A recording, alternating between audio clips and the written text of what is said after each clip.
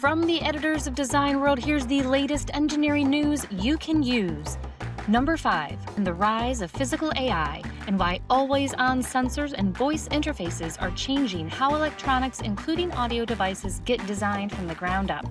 Number 4, Mike Santora talks with Blecon CEO Simon Ford about why fixed infrastructure asset tracking is breaking down as supply chains get more spread out and what flexible alternatives look like in the field. Number 3, I sat down with Mastercam's Chmura on what additive manufacturing actually looks like inside certified aerospace production, the real engineering challenges behind the promise. Number 2, the manufacturing floor's hardest problem, getting modern AI and data tools to work with aging equipment that was never built for them. And number 1, our 2026 power transmission issue is live. Lisa makes the case that customization now rules electromechanical design, from VFDs built for circularity to gear motors tailored to warehouse tasks we rarely think about.